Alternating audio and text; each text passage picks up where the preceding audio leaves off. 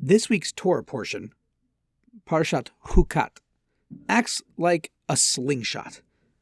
We already had the sin of the spies and the rebellion of Korach, but this takes us before the sin of the spies and Korach's rebellion, and then it jumps ahead almost 40 years to discuss the passing of Miriam and Aaron and the conquest of Sichon and Og. So the question is, why is the Torah choosing to backtrack to a time before the sin of the spies and then jump ahead all of a sudden to the end of their journey through the desert? The simple answer is there's no particular chronological order to the Torah. There's a general flow, but things don't have to be in exact chronological order, and we find that in many places. But certainly there's an inner reason, some meaningful purpose. So to answer this, we first have to discuss another issue that appears in this week's Torah portion. Moses sends spies to a place called Yazer, which is very similar to the sending of spies nearly 40 years earlier. We would presume that after having to wander in the desert for 40 years, the Jews would have learned their lesson and taken extreme precaution not to repeat the sin of the spies. But we find that they did something very similar. First of all, Moses sent them just to spy out the land. But instead of just spying the land, they went and deviated from that mission and actually captured villages. Also, after conquering Sichon, it says that the Jewish people settled all the lands of the Amorites in Heshbon and all its villages.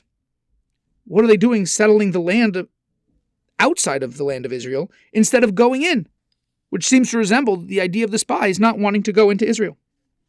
The truth is, however, it's not the same as the spies. In fact, it's the exact opposite. How so?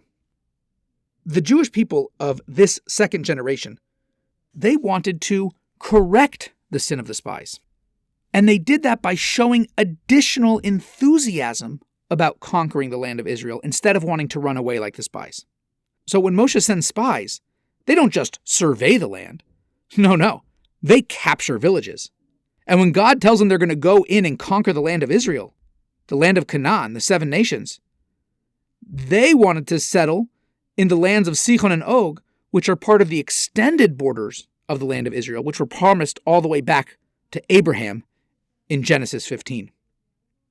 This is the inner reason why our Parsha begins with the passage which was said before the sin of the spies. Because through their enthusiasm to enter into the land, the Jewish people succeeded in correcting the sin of the spies, reaching their previous spiritual level that they attained before the sin of the spies. And this message is also reflected in the name of the Parsha itself, Hukat. It means a law, a statute. But it's derived from the Hebrew word chakika, which means engraving. Because here we read of the Jewish people's desire to inhabit the entire land of Israel promised to Abraham, to the extent that a love of the land had totally permeated their hearts and minds, like letters engraved on a stone. Shabbat Shalom.